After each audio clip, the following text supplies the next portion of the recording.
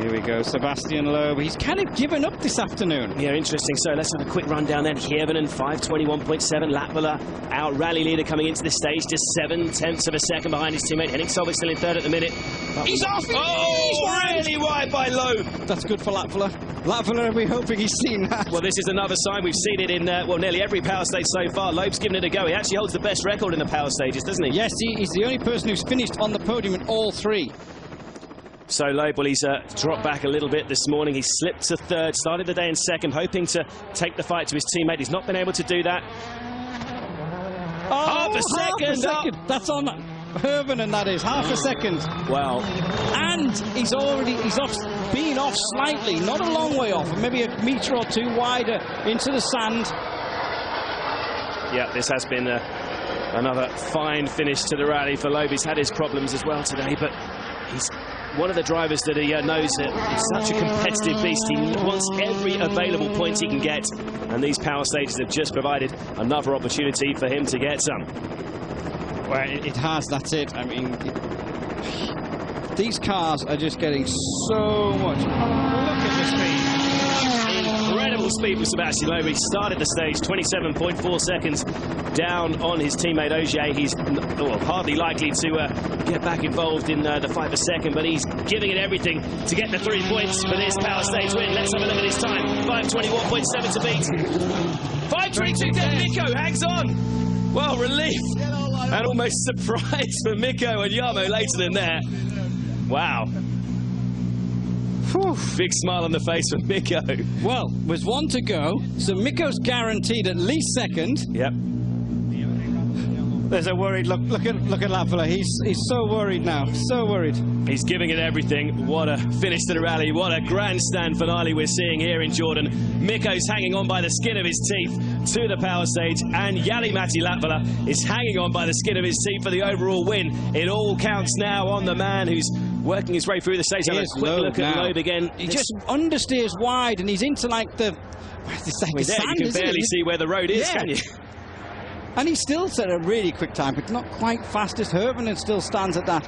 Latvala, this is going to be the most nervous 2.5 minutes probably for definitely this year, if not for his career, because when he won in New Zealand last year, he didn't know he had a chance of winning. He didn't know everyone else had a problem. Anyway, but here is the man. Here we go. This is the man. That's the time to beat 5:21.7 to get in the power stage mix, but he won't be too concerned about that at the moment. He's firmly fixed on the time of 5:22.4 that was set by Jari-Matti Latvala for the overall stage win. This is the closest rally I can remember since New Zealand a few years ago when Sebastian Loeb and Marcus Gronholm went at it, hammer and tong. Right, and look at that! He's quicker! Minus 0.4. That's 0.4, remember, on the Mikko Hirvonen's time in this power stage. That's not the time to Latvala, remember, but that is going to be good enough to get past Latvala if he can continue that right the way through this stage. My maths isn't great, but I'm thinking he has to do a 5:21.8. I'm thinking. Don't quote me on that if it goes wrong. No. That's what I've kind of worked out, but he's on it. He's not quite as spectacular through there as what Latvala was. The Ford a little bit more controlled. Waiting. Yeah, he's worried. And rightly so. He's worked so hard to get back in the mix. But this has been a terrific rally from Sebastian Ogier. Remember, look at that, really almost over the edge of the road there on that crest. Big cut there. Absolutely nailing it through here. And, well, he needs to. It was his gamble, wasn't it, to stay out in front. He survived 100 kilometres of road sweeping so far. He's only just lost the rally lead. He comes into this final stage just 5/10 of a second off the lead, and he wants that lead back, and he wants the power stage win to boot. Both these four drivers need to be worried. Look at his eyes, they're like on stalks. He normally looks quite relaxed, but I tell you what, he actually looks like he's not quite so comfortable in there this morning. The limit of these drivers. Look how wide he is compared to everyone else. Anything under 5:21.7, he'll take both the power stage win and the overall win. Let's have a look. 5:21.7, he's equalled Mikko. He takes the overall win by 1/10 of a second, and it's a dead heat with Mikko in the power stage. He must have taken it. Look at Jari. He must have taken it by the nearest 100th of a second. You won't see it in that time, but our times will go to the nearest 100th of a second. Mikko. He doesn't know yet. He doesn't know. Wow, what a finish. to rally. Jordan, that's not something else. Jari-Matti Latvala, he's absolutely gutted, but rightly so, straight over to congratulate Sébastien Ogier for a thrilling finale to this event. 1/10 of a second I make that in the overall standings. That, I believe, is the closest ever finish we've ever seen in a World Rally Championship. And the power stage wins to boot. I had to push like hell today because Jari-Matti was so hard. And that's live television, boys. Live television, move! It's live! It's live! No, it's okay. All getting a bit busy down there. The world's media are all trying to get a piece of this. Well, it's been a moment in history, understandably getting a little bit heated down there. It's a fantastic drive for you this weekend. You must be delighted. It's an amazing feeling. I pushed like hell today because Jari-Matti was so fast. He made some incredible time this morning, and I was absolutely flat out. I had to clean the road even on the loop. I think it was maybe worse on this loop because for me it was just impossible to be faster than that. And yeah, I'm so happy with the end like this. And also, you've also won the power stage, so that's 3 extra points for you. You must be even more pleased. 28 points. Just perfect weekend for me. Okay, good. And did Jari-Matti's pace surprise you after dinner? Ogier is our winner, and after 160 miles, it came down to 1/10 of a second. See you in a couple of minutes. And these are the pictures that Sébastien Ogier, there in the red overalls, is going to frame and take home and put on his mantelpiece. Another win in the World Rally Championship. He takes the power stage and he takes the rally as well by the closest ever margin. After 160 miles, it came down to 1/10 of a second. When are we going to show you the full story of the Jordan Rally? It comes tonight at 9:45 with an explanation, I guess, of where Petter Solberg finished. But that was a breathtaking and incredible finish. Full story tonight. Also, don't forget, on Good Friday, so that's Friday coming, access all areas. See at 10 o'clock in the evening for an inside view of how that rally was won and lost. Here's a reminder of all the drama from the power stage. Our winner, Sébastien Ogier, with 3 extra points. Hirvonen takes a couple of extra points, and Sébastien Loeb has to settle for the 1. And there is our result. And can you believe it? By 2/10 of a second, it's Ogier from Latvala. Sébastien Loeb settles for 3rd. Mikko Hirvonen in 4th. And we should say well done to Matthew Wilson, finishing 5 minutes and 44.9 seconds back. But in 5th place, that's a tremendous performance from him. Phil Mills in the studio with me this afternoon. Absolutely brilliant. And Jari-Matti Latvala is going to look back and say it came down to 1 big bump. It did. It's incredible that you go through 2 days of that, you know, just to trip up on 1 corner. But, you know, that's the fine line that World Rally Motorsport has come to now. It's all down to 1 corner, 1 mistake, and it's as fine a line as that, which is fantastic. He was ragged. He wasn't as neat as Sébastien Loeb. He wasn't as neat as Sébastien Ogier. I think it's a classic case of overdriving.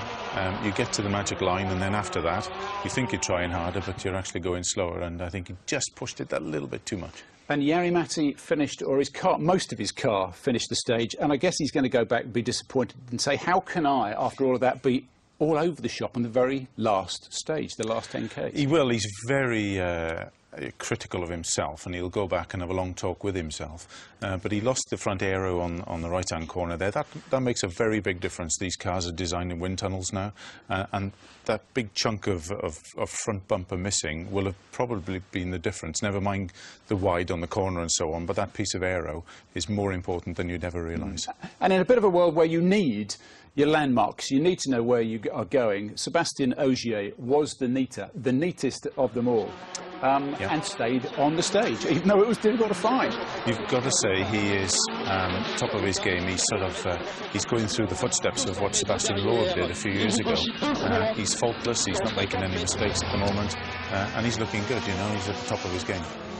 Now, this is going to be a big psychological boost for this guy, because he's going to say, I am now the new Sebastian of the World Rally Championship, isn't he? Absolutely, and there is, behind the scenes, there's quite a little battle going on between the two, even though they share the same service tent. But there is quite a little battle going on there, and there's some big egos around the place, so it's going to be quite interesting how this one develops. It is incredible that this result could come down to one corner, or did it come down to one rock after 160 miles, and that shows you just how neat you got to be. It is. I mean, I'll go back to what I say in the long River of Jordan stage yesterday. I think Sebastian Loeb got it wrong.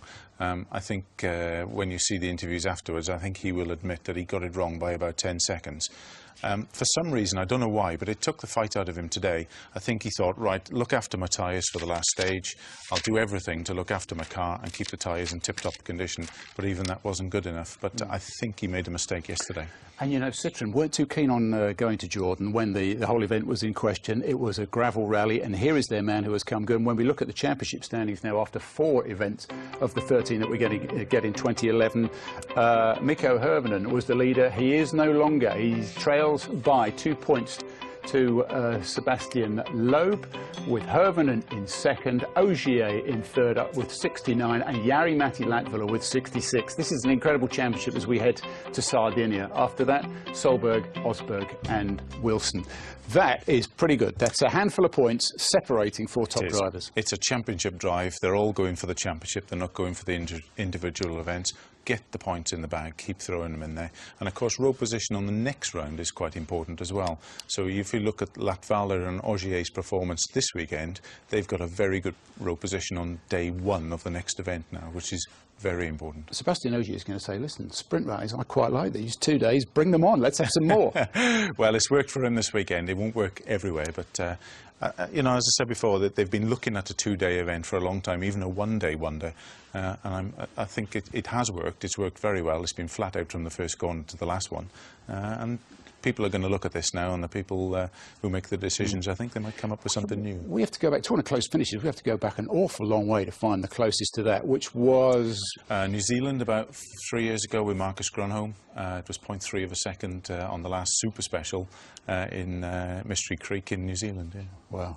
Yeah. And I was also going to say, as we go into this, the next event, we have ourselves a championship in which, I mean, I guess the tyre issue today was one that was important. There were a couple of guys that were making the point, look, you can't go bringing in new tyres, whether they be stronger and better or not. Well, we've only got 2 days of running to go. But I think now 1 or 2 will say, well, OK, then we'll stick with these tyres. I like these. They are, and that's the nice thing about a control tyre. It doesn't matter if you're car 1 or car 21, you've still got the same tyre. They come from the same batch. They introduced a new tyre. There hasn't been one puncher here this weekend that we know about, unless somebody, you know, deliberately hit a huge rock. But obviously Michelin have worked very, very hard. They've got it right.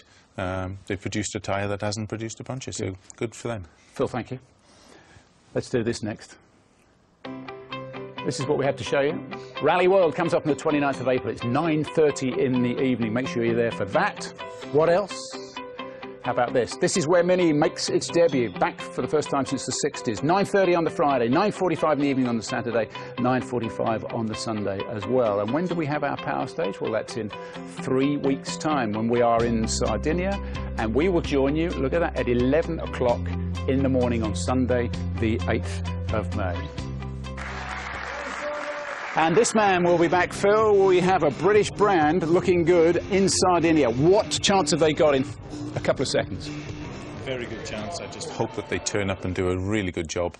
Nobody's expecting them to win, but as long as they're, you know, competitive, that's all we want. Is Sardinia the right place to be launching their championship? It's a tough one, I can tell you. There's some big, big rocks stuck in the sand there, and there's always a surprise around the corner. But British driver, British car, fantastic. Look, Chris Meek, who has sat in that very seat, what will he have said and thought to himself as he's watched today's programme? Will he be confident? Yeah, I mean, it's been so competitive today. He'd be thinking, well, I've got to go out there and do at least that now, you know. But as I say, nobody's expecting him to win. Just be competitive. Good. Phil, thanks for joining us. Brilliant to have you. We will see you in 3 weeks' time for the power stage with Mini from Sardinia. Hope you've enjoyed today. See you then.